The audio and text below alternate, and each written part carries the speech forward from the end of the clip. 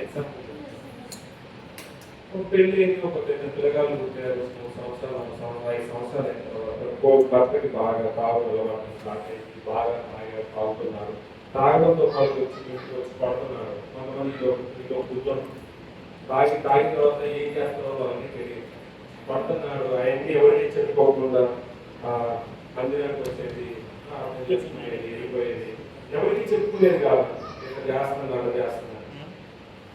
దెబ్బలు కూడా కనపడకూడదని మొత్తం చెబుతూ వస్తుంది కదా, అది ఇదంతా కప్పుకునేది. సో ఇలా 10 సంవత్సరాలు అలానే ఉన్నాను. దాన్ని కొట్టనే ఉంది, వెళ్తూనే ఉంది.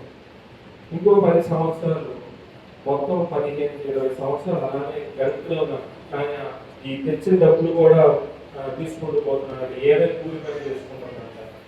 అతను ఏమి పని చేయలేదు, మన దగ్గర డబ్బులు కూడా తీసుకొని పోతున్నాడు.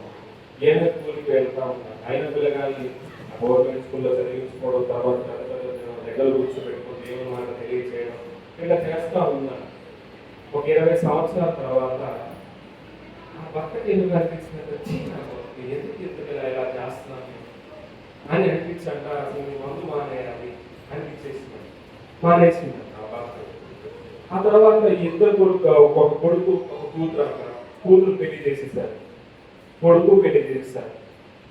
తర్వాత అందరూ కూడా మాట్లాడుకుంటున్నారంట. పెళ్లిలో వచ్చిన వాళ్ళందరూ కూడా ఏదైనా కానీ భలే తీసుకొచ్చింది,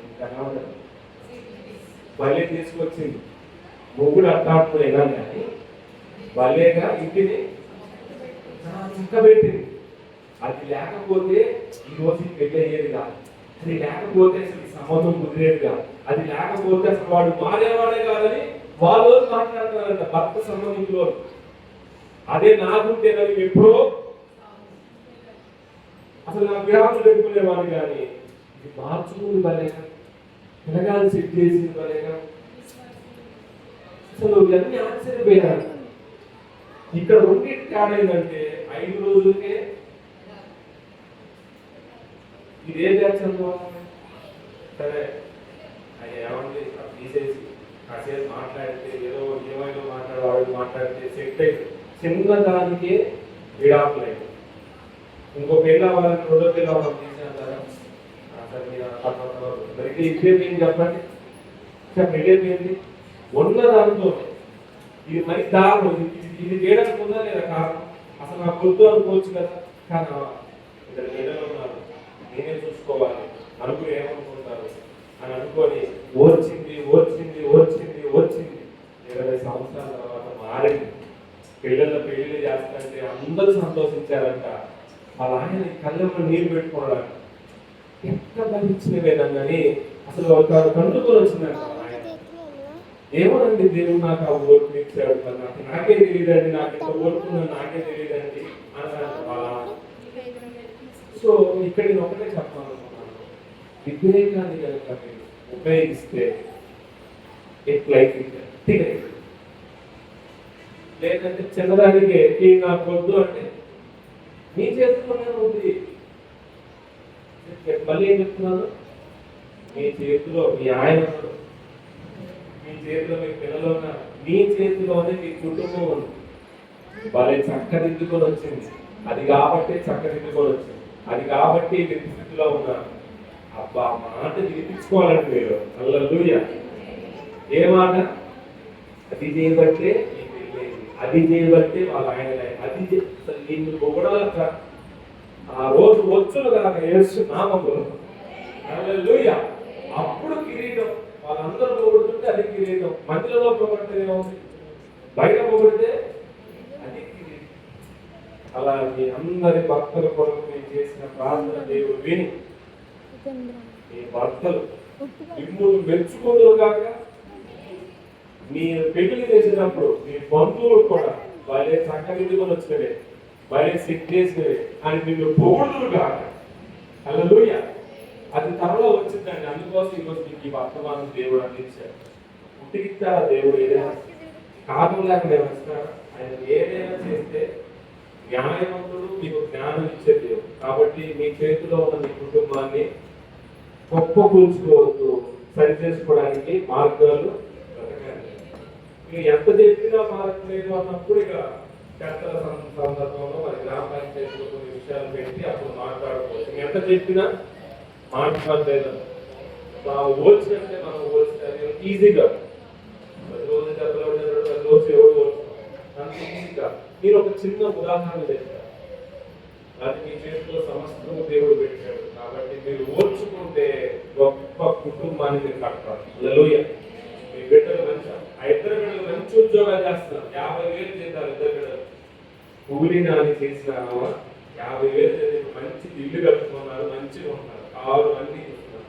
ఎంత సాధ్యం చెప్పండి? 20 సంవత్సరాలు వచ్చింది కాబట్టి ఇప్పుడు సుఖంగా ఉంది, బిడ్డలు సుఖంగా చూసుకున్నారు, వాళ్ళ ఆయన సుఖంగా తనతో ఉంటున్నారు. ఇంకేంటండి వచ్చిందా లేదా? 20 సంవత్సరాలు. ఇప్పుడు దేవుడు సాగుతున్నా ఈ బిడ్డలు ఎదిగేంత వరకు మనం ఎందుకోవడం వెళ్తూనే ఆడుకోవడం. సో ఈ సంతోషం మనం చూసే విధంగా మనం అలా వచ్చుకుంటే దేవుడు గొప్ప కార్యాలు చేస్తాడు.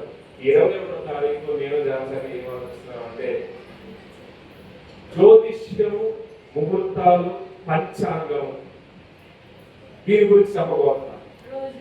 అదే పంచాంగంలో రోజు తిథి అంటే ఏంటో, మరి ఏకాదశి అంటే ఏంటో, అష్టం అంటే ఏంటో, మరి అమావాస్య అంటారు, నక్షత్రాలు అంటారు. నేను దాని గురించి స్టడీ చేస్తుంటే ఎన్నో అనుకుంటున్నాను. మరి జ్యోతిష్కాలు 12 రాశులు ఉంటాయి. కన్య రాశి, సింహ రాశి, మీన రాశి, వృషభ రాశి, మరి చాలా ఉన్నాయి. మరి మాకు ఏం దాని సంగతి చూద్దాము. మరి చాలాసార్లు నక్షత్రాలు కలవేలు అంటారు.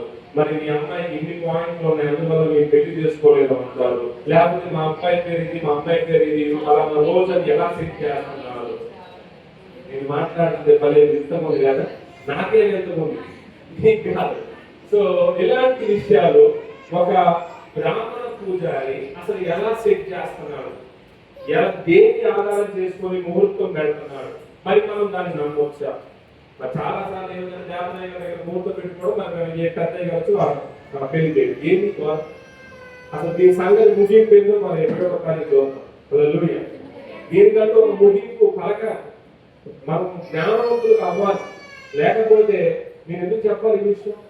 జ్ఞానం మీకు తెలియాలి కాబట్టి వచ్చే నెల 21 ఆదివారం వచ్చింది కాబట్టి ఈసారి పగలు నేను ఈ సందేశాన్ని ఇవ్వబోతున్నాను.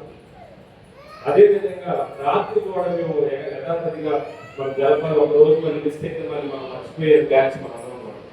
కాబట్టి నేను మళ్ళీ రాత్రి కూడా మేము ప్రార్థన చేస్తాం. ఇంకా రాత్రి ఇంకా కొన్ని విషయాలు ఎదురున్న విషయాలు మనం అన్ని విషయాలు చెప్పలేదు కదా.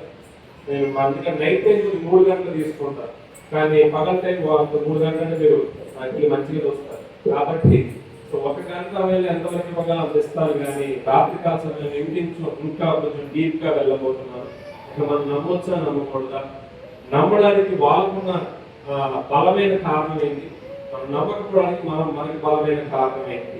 వాళ్ళేం నమ్ముతున్నారు, మనమేం నమ్ముతున్నాం? లేకపోతే వాళ్ళకి మనకి మధ్య తేడా ఏంటి? వాళ్ళు మనుషులే, మనం మనుషులే, కానీ వాళ్ళు ఎందుకు నమ్ముతున్నారు, మనం ఎందుకు నమ్మట్లేదు? ఇవన్నీ విషయాలు నేను తరిచి చూస్తే ఎంత బుక్ అవుతుంది, వాస్తవం ఉంటే. సో నేను దాన్నంతా క్రోడీకరించి మీకు చెప్పాలి, చిన్న విషయాలు అర్థమయ్యే విధంగా. సో ఆ రోజుల కోసం రాబోయే కూడా ప్రార్థన చేయండి. ఇంకా అనేక మార్గములు దేవుడు మనకు తెలియజేయను కాక. హల్లెలూయా. ఎందుకంటే మర్మములు బయలుపరిచేది దేవుడే. సో ఆయన ఈ సంఘంతో ఎందుకో మరి చెప్పాలని అనుకుంటా, మిమ్మల్ని ప్రేమిస్తున్నాడు కాబట్టి ఈ విషయాన్ని చెప్పాలి అనుకుంటున్నాడు. లేకపోతే కళ గురించి చెప్పడం ఏంటి, దేవతల గురించి చెప్పడం ఏంటి, పర్వతం గురించి చెప్పడం ఏంటి, ఇవన్నీ ఎందుకు చెప్పాలి?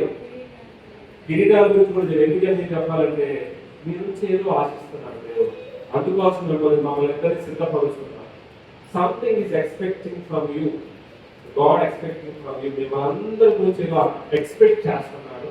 అది రానున్న రోజుల్లో దేవుడే తేటపరుచుగా రహస్యములు బయటపడకపోవాలి కదా, ఆయనే ముందుకు తీసుకొస్తారు. ఈ నెల 21వ తారీఖు ఆదివారం వచ్చింది కాబట్టి తెలిసిన వాళ్ళు కూడా చేశారండి, లేకపోతే మన సంఘటనలందరూ చేశారండి. ఆ రోజు దేవుడే మాట్లాడును కాక. హల్లెలూయా. ఖచ్చితంగా మీకు మంచి అవగాహన కల్పించే కృప దేవుడు నాకు కూడా అనుగ్రహించింది కాక, అతి జ్ఞానంతోనే ఆ రోజు నడిపించును కాక పరిశుద్ధాత్మ. హల్లెలూయా. హల్లెలూయా. ఈ చెప్పిన విషయాలన్నీ కూడా ఆ రోజు చెప్పబోతుంది. పంచాంగం అంటే ఏంటి, రాసులు అంటే ఏంటి, దోషాలు అంటే ఏంటి, పరిహారాలు అంటే ఏంటి, అన్నింటినీ చదివి చదివి చదివి మీకు చెప్పబోతున్నాను. సో నాకేం తెలుసు అదే చెప్తున్నాను. మన సిద్ధాంత గారి దగ్గర ఇంకా కూర్చోలేదమ్మా, మన సిద్ధాంత గారి రామదేవ దగ్గర కూర్చుంటే కొన్ని విషయాలు తెలుసు. కానీ ఈ మధ్య ఫోన్ వచ్చింది కాబట్టి కొన్ని విషయాలు నాకు తెలియజేస్తుంటారు. సో దాని గురించి కొన్ని పక్కన పెట్టుకోవాలి. లేకపోతే నేను రామదేవ దగ్గరికి వెళ్ళి లెక్క పెట్టాలి, వాళ్ళ దగ్గరికి వెళ్ళి అడగాలి, మీరు ఎక్కడ లెక్క వేస్తారో చెప్పండి కొంచెం అని అడగాలి. మరి ఆయన నాకు అందుబాటులో ఉండదు కాబట్టి, నాకు ఫోన్ అందుబాటులో ఉంది కాబట్టి కొంచెం ఉపయోగించుకొని మీకు చెప్పాలనుకుంటున్నాను. ఇది